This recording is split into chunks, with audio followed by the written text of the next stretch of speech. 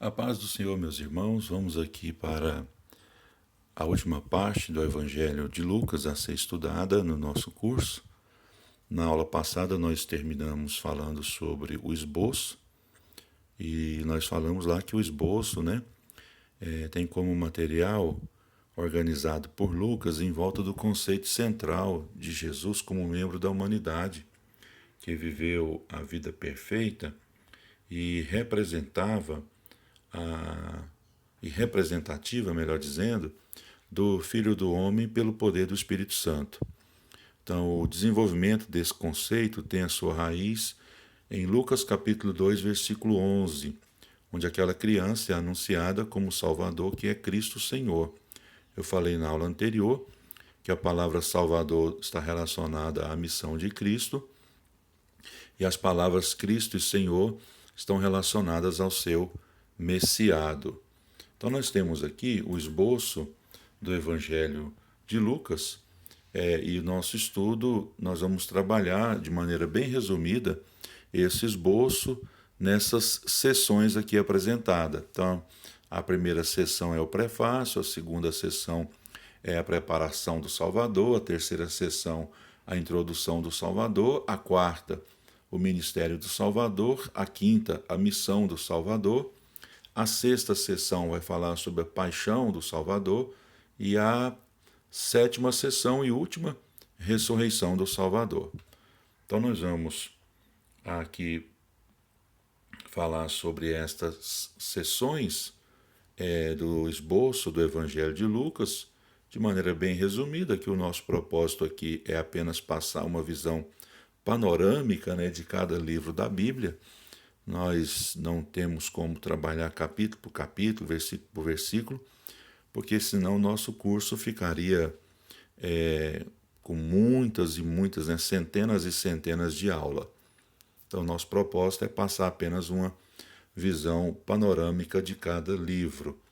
Então, na primeira sessão do esboço que nós apresentamos nas duas últimas páginas, nós temos a primeira sessão, que vai do capítulo 1, versículo 1 até o 4, que tem a ver com o prefácio do Evangelho de Lucas.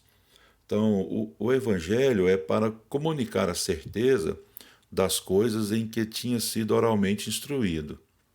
Lucas queria fornecer a Teófilo uma base de correção do ensino com que ele já estava familiarizado. Lucas teve o cuidado de apresentar os fatos minuciosamente organizados, conforme ele fala lá no capítulo 1, versículo de número 3, num esquema que deixasse uma impressão completa. Na segunda sessão, que vai do capítulo 1, versículo 5, até o capítulo 2, versículo 52, Lucas fala sobre a preparação do Salvador. Nessa sessão, contém material que não é repetido nos outros evangelhos. Mateus afirma que Jesus nasceu de uma virgem, mas conta essa história do ponto de vista de José, enquanto que Lucas conta a história do ponto de vista de Maria. Nada se encontra em Mateus ou em Marcos sobre o nascimento de João Batista. Apenas Lucas traz esse relato. Lucas dá informações exclusivas sobre o nascimento e sobre a infância de Jesus. Na terceira sessão, que vai do capítulo 3, versículo 1 até o capítulo 4, versículo 15, aqui nós temos a introdução do Salvador. A introdução do ministério de Jesus abriu com uma ligação direta à história, para mostrar que ele era um participante real na história, no tempo e no espaço. A genealogia é traçada desde Adão, cujo nome em hebraico, Adam, significa ser humano, e põe em relevo a descendência humana. A descrição da tentação é intimamente semelhante à de Mateus, exceto na ordem. A quarta sessão, que vai do capítulo 4, versículo 16, até o capítulo 9, versículo 50, fala sobre o ministério do Salvador. Jesus anunciou a sua relação com as escrituras proféticas quando ele leu Isaías 61. E ele enfatizou a questão do ano aceitável, ou seja, o ano da graça do Senhor. Era o objetivo do seu ministério. Como prova do seu messiado, ele manifestou o seu poder nesse texto em Lucas capítulo 4, versículo 31 até o capítulo 6, versículo 11, onde ele expulsa um demônio, ele cura pessoas, ele expulsa demônios, cura leprosos ou um leproso, né? E curou um paralítico.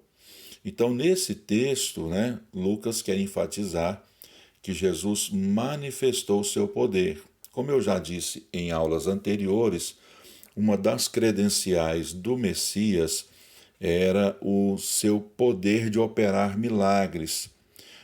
Então, como prova de que Jesus era o Messias, Lucas traz esses relatos de expulsão de demônios, de curas e etc. Nessa sessão também ele nomeou os seus auxiliares, capítulo 6, versículo 12 até o 16, e declarou seus princípios, capítulo 6, versículo 20 até o 49. Aqui tem várias semelhanças com o Sermão da Montanha, de Mateus capítulo 5 até o 7. A compaixão de Jesus pelas pessoas é demonstrada em Lucas capítulo 7, versículo 1, até o capítulo 9, versículo 17, onde ele curou e libertou a muitos.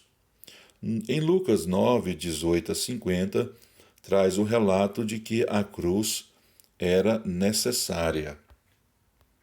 A quinta sessão, que vai do capítulo 9, versículo 51, até o capítulo 18, versículo 30, fala sobre a missão do Salvador. Essa sessão, quase totalmente, é peculiarmente de Lucas. Essas parábolas estão apenas em Lucas, a do bom samaritano, o rico insensato, a figueira sem fruto, os lugares na festa de casamento, a grande ceia, a moeda perdida, o filho pródigo, o mordomo infiel, o rico e Lázaro, embora alguns a consideram como história, o fariseu e o publicano. Então, essas parábolas ilustram o significado da missão de Jesus. Na sexta sessão, nós temos aqui o relato da paixão do Salvador, que vai do capítulo 18, versículo 31, até o capítulo 23, versículo 56. A narrativa da paixão em Lucas não contém grandes parágrafos que a desviem muito da narrativa dos sinóticos. A ordem da última ceia, capítulo 22, versículo 19 até o 23. O aviso de Jesus a Simão Pedro, capítulo 22, versículo 21 até o 32. A hematidrose, que é uma enfermidade, né? O nome técnico para aquela enfermidade que Jesus passou por ela quando ele estava no Getsêmani. A sua dor foi tanta, né, no sentido de dor emocional, que ele transpirou gotas de sangue. Esse fenômeno é chamado de hematidrose. Os acontecimentos na casa de Caifás, capítulo 22, do versículo 63 até o 71, Jesus perante Herodes, capítulo 23, do versículo 4 até o 16, o discurso de Jesus às mulheres de Jerusalém, capítulo 23, versículo 27 ao 31. O ladrão arrependido, capítulo 23, do 39 ao 43. Os sofrimentos humanos e as simpatias humanas de Jesus foram postas em relevo por Lucas ao mostrar como o Filho do Homem sofria na cruz em obediência ao Pai.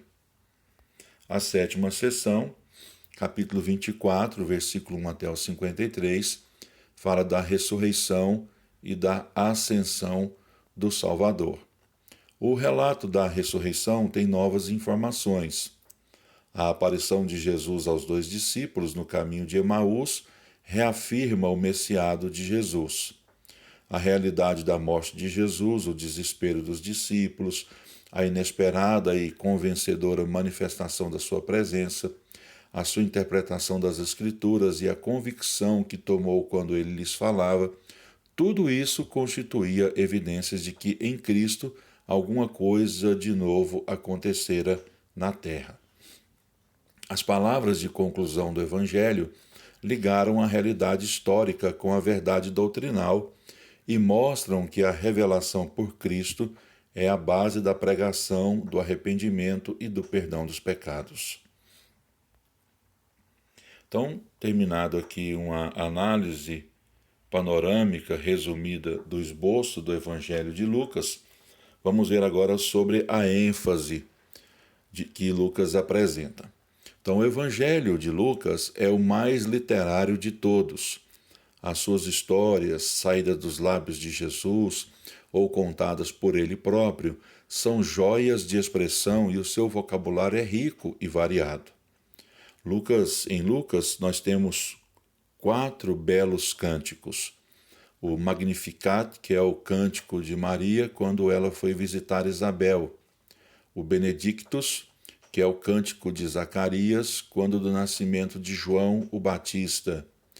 O canto chamado Gloria in Excelsis, que é o cântico angelical quando do nascimento de Jesus. E o cântico Nunc Dimittis, que é a oração de Simeão na dedicação do menino Jesus. Lembrando que o título desses cânticos estão em latim. Vamos para a próxima página. O Evangelho de Lucas é predominantemente histórico. Nenhum outro escritor apresenta datas para sua narrativa como o faz Lucas em Lucas 1:5, 2:1, 3, de 1 a 2. Nenhum outro registra tão completo esboço da carreira de Cristo, desde o nascimento até a morte, embora muitos períodos da sua vida não sejam descritos em pormenor. A doutrina tem relevo em Lucas.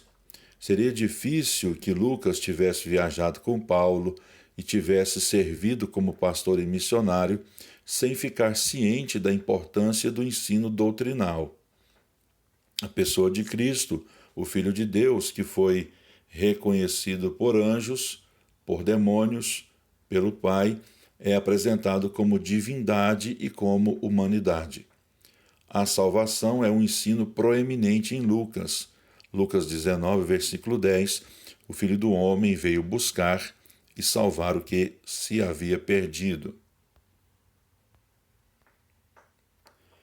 E continuando aqui acerca da ênfase lucana, é dada especial proeminência ao Espírito Santo em Lucas.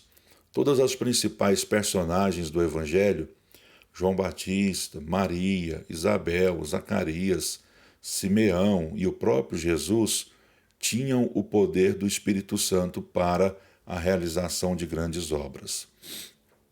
A vida inteira de Jesus era vivida pelo Espírito. Foi concebido pelo Espírito, batizado pelo Espírito, provado pelo Espírito, foi-lhe dado poder pelo Espírito para o seu ministério, a exultação pelo Espírito, e esperava que os seus discípulos completassem a sua obra no poder do Espírito. O livro de Atos levou naturalmente esse tema ao seu mais pleno desenvolvimento, mostrando a natureza e a extensão da obra do Espírito Santo na Igreja. Então termina aqui a nossa visão panorâmica sobre o Evangelho de Lucas. Na próxima aula já falaremos sobre o Evangelho escrito por João. Que Deus abençoe a cada um de vocês.